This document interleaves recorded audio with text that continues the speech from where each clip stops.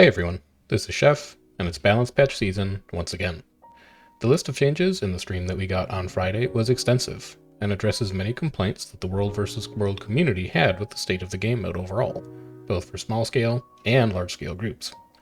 These changes were set to go live on February 11th, which is about 2.5 weeks from now, and they look to change the scale and availability of boon generation and barrier generation in the game mode in a major way. So in this video, we're going to dig into those changes and what they mean for World vs. World going forwards. This video will start with a survey of overall changes to the game mode, followed by chapters for each profession affected by the changes. And then at the end, we'll recap how these changes may affect the way that World vs. World players organize into groups going forwards. So if there's a specific subject or profession that you're interested in, you can navigate directly to those using the video description or timestamps. And if you like these balance patch reviews and want to see more of them, I'd invite you to like this video, leave a comment, or subscribe to the channel. I really do use all of those metrics to figure out what kinds of content I should spend most of my time on. Anyway, with that out of the way, let's dig into some of the actual changes. We're going to start with an overview of stuff that isn't profession specific, and that includes changes to relics, as well as the barrier mechanic. Barrier has been a problem for organized World vs. World squads for about a year now, with squads running increased amounts of barrier with Scourge, Scrapper, Spectre, and sometimes even Mechanist, in order to survive the high spike damage that's able to be generated by DPS professions like Dragon Hunter, Berserker, and Hollowsmith. This upcoming patch will lower the amount of barrier that a player can have from 50% of your max health down to 25%, reducing the amount of barrier that needs to be applied in order to reach your maximum cap. Relic of the Flock, the relic that applies barrier on use of your heal skill, is getting its cooldown doubled from 10 to 20 seconds. And as we get into profession changes, we'll see that almost every profession that provides barrier is getting either cooldown increases or application reductions, and sometimes both. This is a clear sign that ArenaNet thinks that being able to share large amounts of barrier across a party is a problem, and is taking steps to cut down on how much barrier groups can apply and how much barrier an individual player can have. Also mentioned at the start of the stream was Alacrity as a problem boon, but this one was already flagged as an issue by the balance team all the way back in the March 19th, 2024 patch. So I guess it's just taken a while to actually get around to fixing this one. Simply put, Alacrity is too good. It makes everything else better when you use it, whether you support, damage, or something in between. And it ends up warping decisions about what professions to run based on what can provide good Alacrity uptime, to the extent that it starts to make the process of theory crafting builds and theory crafting squad compositions too restrictive and formulaic. As Taylor said in the stream, the current patch removes almost every source of shared Alacrity from World vs. World. I've said on some previous streams and videos that this would be an interesting balance option, but I felt personally like it was pretty extreme, and I'm surprised that it's the option the balance team has chosen. That said, I think it's a great change, and it provides a lot of extra flexibility in what World vs. World groups are now able to play in order to be effective. As part of this change, Relic of Rivers is having its Alacrity duration cut in half, from 2 seconds down to 1 second, and even though this wasn't Alacrity shared with your party, it was definitely a very powerful relic option, and it's getting a preemptive nerf here as part of the balance team's initiative to reduce Alacrity access in World vs. World overall. With those overall changes to the game mode in mind, let's get into some specific profession balance changes, starting with Necromancer, which is getting a cooldown increase to Greatsword 4. This limits Necromancer's ability to corrupt boons, but to make up the difference, Scepter 3 is getting a cooldown decrease, while Spiteful Spirit is removing an additional boon. And these changes will increase the amount of boons that the profession can remove, so these changes together probably end up not swinging the needle in either direction. For Reaper specifically, your Shroud 5 skill Executioner's Scythe is getting a pretty big damage coefficient increase, and this will make it into an interesting part of Reaper's DPS kit going forwards, as it was pretty unusable previously when it did no damage. And for Scourge specifically, we can start to see the reach of the changes to barrier overall. Serpent Siphon, Sandstorm Shroud, and Sand Cascade are all skills that provide barrier, and each of them is seeing a cooldown increase, which will limit Scourge's ability to apply regular consistent barrier. I like that this change is increasing cooldowns rather than decreasing amount, because it allows a Scourge that's good at timing their skills to still pad up their allies' health when necessary on a spike, but it makes it much more difficult to spam permanent barrier and just roll these skills off cooldown without thinking about their timing and overall usage. I think Scourge's access to Transfuse, as well as being a support profession that can also access boon removal, is enough to keep it viable overall, but I also think it's unlikely that it will now be a profession that every group chooses to run. On the other hand, I think Reaper becomes a much more interesting damage option, given that it can pad its own health with its Shroud to survive spike damage, as well as offer very high boon removal potential from using Spiteful Spirit every 10 seconds with Reaper's Shroud. Moving on to Elementalist, which gets a minor nerf to Transmute Frost and Water Dagger 3, and a few buffs to Warhorn abilities, including Super Speed on Air Warhorn 4, Resistance on Earth Warhorn 5, and a Blast Finisher on Water Warhorn 4. These changes feel like an attempt to give Warhorn more viability as an offhand weapon for Elementalists, but Warhorn lacks the ability to transmute any generated auras, and is unlikely to be used by support Elementalist builds like Tempest or Catalyst as a result. A handful of Spear abilities are also being buffed, mostly with an eye towards damage, but Staff is already very powerful on DPS Elementalist builds like Weaver and Catalyst, and I'm not sure the Spear changes go far enough to make it a viable alternative. As a result, I don't really think that this patch is going to change the status quo for any Elementalist builds in World vs. World, though it does give Staff a good edge over Dagger for support Tempest specifically. But in general, Elementalist profession balance is in a pretty good place in groups right now, with viable damage and support options, and probably doesn't need too much balancing as a result.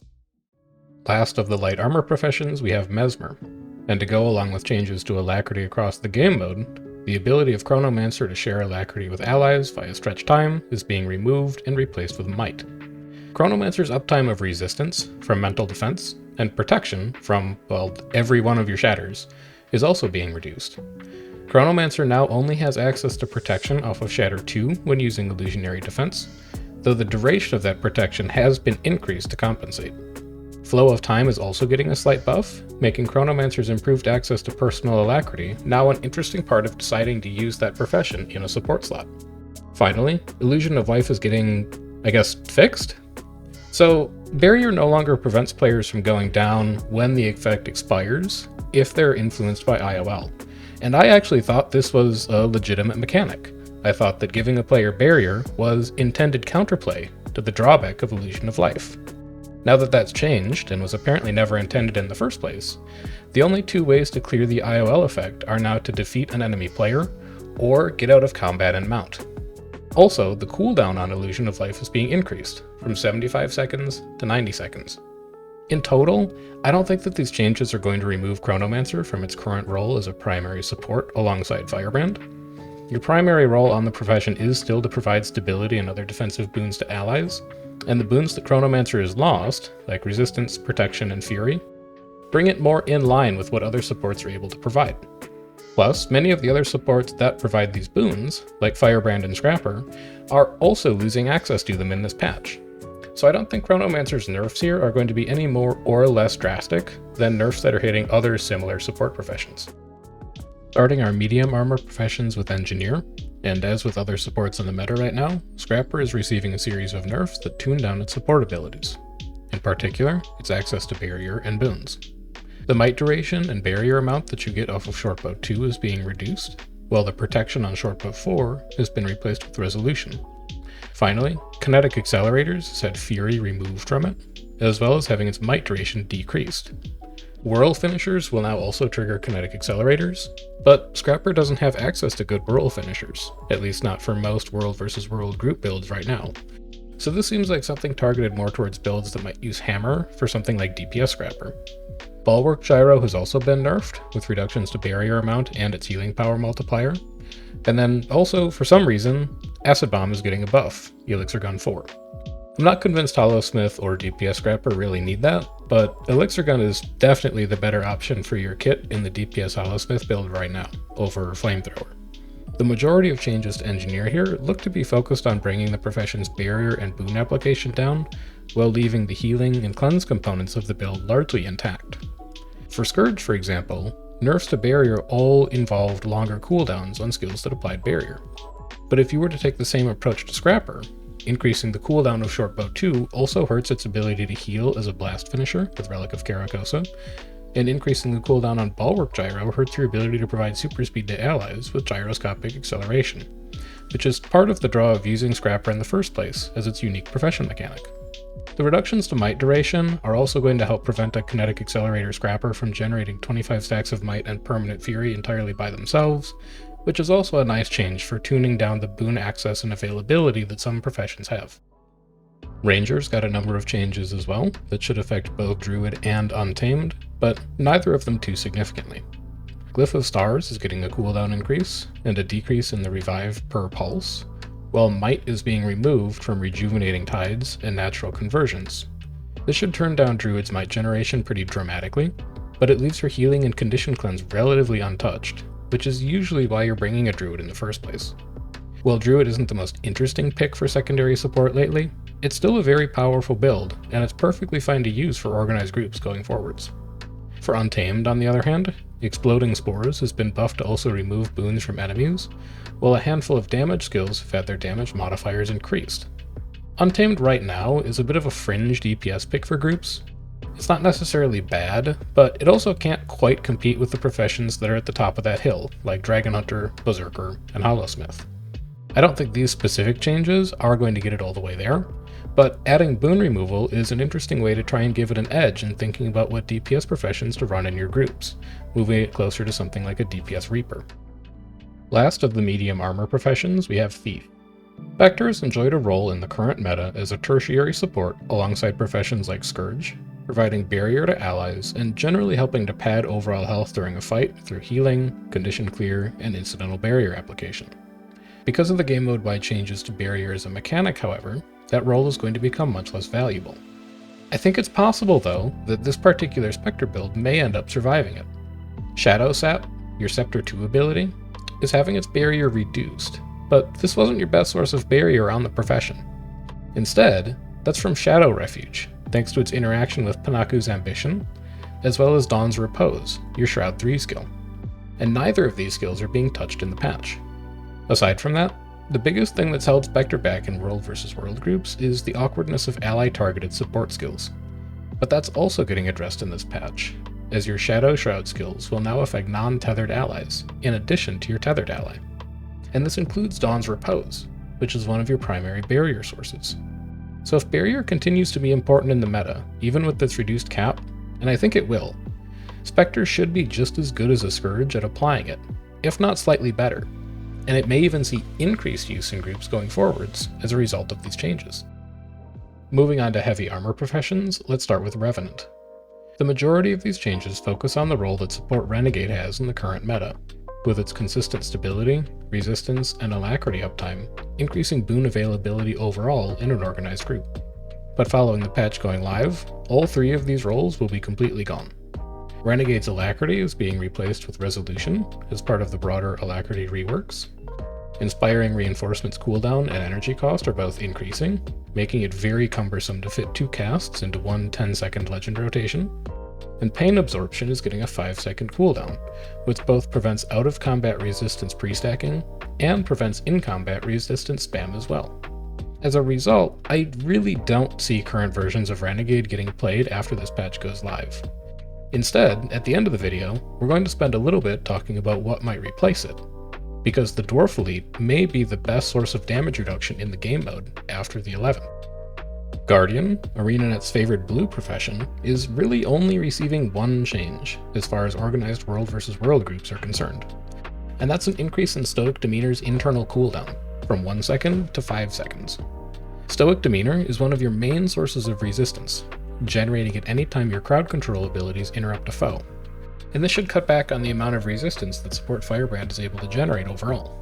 You likely still take Stoic Demeanor, as you have a number of different abilities that are all able to generate interrupts, like Justice 3, Courage 2, your Line on Staff, Sanctuary. There's many crowd control abilities that Firebrand has access to. Plus, your only real option as an alternative is Loremaster. But this does make Stoic Demeanor less of a slam dunk pick when you're working through your Firebrand trait line. Finally, for our last profession, we have Warrior. And I saved this one for last because it's the one that I'm least sure about, and possibly the one with the most to talk about. Starting with rifle rebalances, Rifle is an exceptionally dangerous weapon to use in World vs. World groups, as it's extremely projectile focused. Gunflame, your F1 Primal Burst skill, does a ton of damage, but it's also reflectable, and none of the changes to your rifle abilities address the inherent limitation and risk with that weapon set. Considering that Berserker has a lot of other viable options for weapons, including greatsword, hammer, and dagger, I don't really think rifle's going to make the cut for organized groups. On the other hand, dual wielding has the potential to make some very interesting dagger axe or dagger builds as an alternative to the double two-handed weapon builds that Berserkers tend to stick to. You do have to take dual wielding at the expense of Furious in your arms tree, which helps to smooth out your adrenaline curve while you're in Berserk. But for players who are skilled Berserkers and don't really struggle with adrenaline generation, dual wielding provides a neat and high damage alternative in these changes. The other thing I wanted to mention for warrior changes is the rationale about changing the damage coefficient on break enchantments and winds of disenchantment. Many players, myself included, are nostalgic for old versions of Spellbreaker that used more powerful versions of these skills, and wish that there was more boon removal available in the game mode overall. But something Taylor and Roy mentioned on the balance stream is that anytime a support profession has access to good boon removal ability, it becomes very difficult to balance around. And we've seen that borne out over the last 2 years, with various versions of Support Chronomancer, Support Scourge, and Support Renegade all being major design problems in the game mode, thanks to their access to powerful boon removal and party support ability.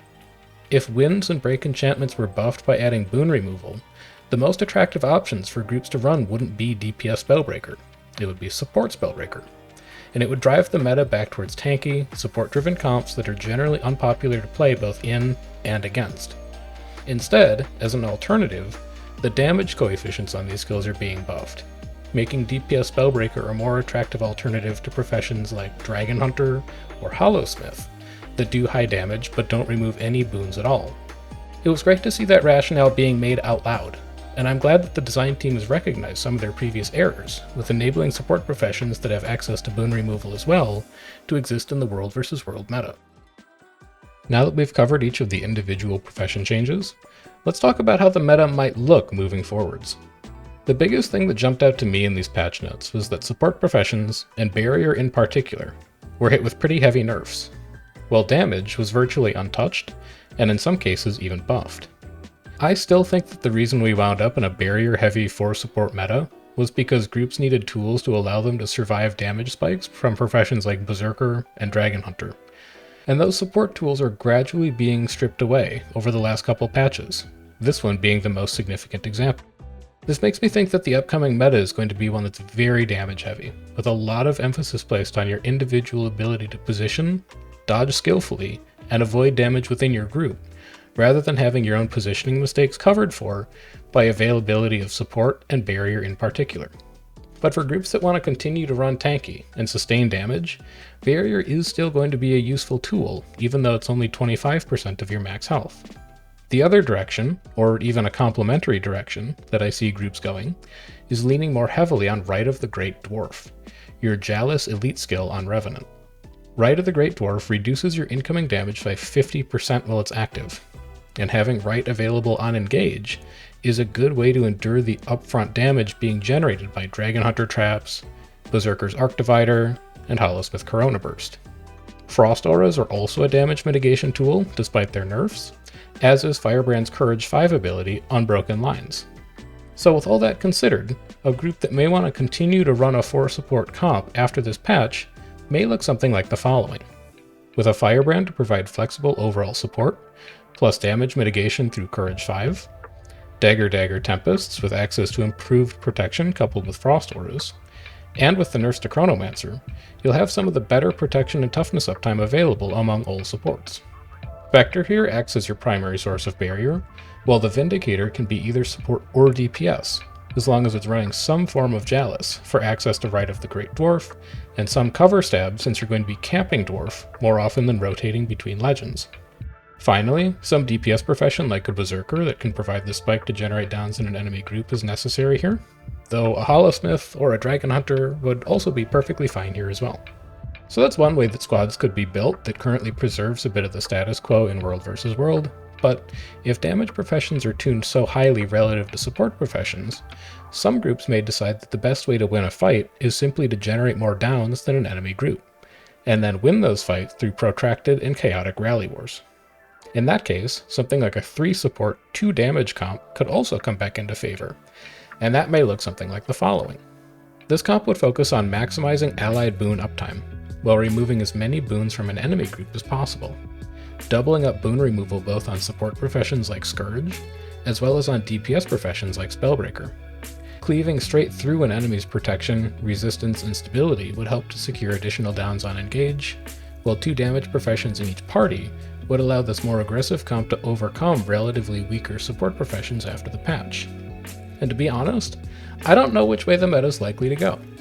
I personally hope that we wind up in a balanced environment where both of these approaches are viable, but neither feels overtuned, and whether that's actually the case, or players identify some new squad composition that I haven't thought of, is something that we're not going to know until after the patch releases. Anyway, as far as this particular patch, I think that's about all I've got for you. This is a major patch that's going to affect a lot of different squad compositions and profession mechanics, and I'm really excited to see how players adapt when it releases on February 11th. If you want to stay up to date on how that meta evolves, make sure you subscribe to this channel as I work on releasing updated build guides to account for all of these changes.